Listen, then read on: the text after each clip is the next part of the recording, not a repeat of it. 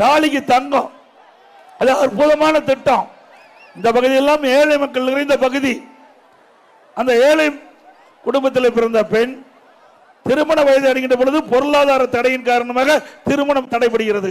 அம்மா அவர்கள் அதை தெரிந்து அந்த திருமணம் குறிப்பிட்ட பருவத்திலே நடைபெற வேண்டும் என்ற ஒரே காரணத்திற்காக அம்மா திருமண உதவி திட்டம் என்ற ஒரு திட்டத்தை அறிவித்து 26,000 50,000 கொடுத்து தாலிக்கு தன்னா ஒரு சவரன் கொடுத்த அரசு அதிமுக அரசு கொடுத்தோம்ல.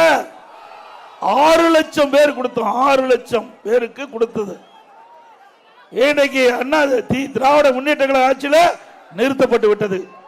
மீண்டும் அதிமுக ஆட்சிக்கு வந்த பிறகு இந்த திருமண உதவி திட்டம் தாலிக்கு தங்கம் வழங்கும் திட்டம் தொடரும். இப்ப கூடுதலா அந்த திருமண உதவி திட்டத்தில் பயன்பெறுகின்றவர்களுக்கு மணப்பெண்ணுக்கு அற்புதமான பட்டு சேலை, மணமகனுக்கு பட்டு வேசி, அதுவும் கூடுதலா கொடுக்கப்படும். நல்லாட்சினா எடப்பாடியார் தான். வாக்களிப்பீர் இரட்டை இலைக்கே.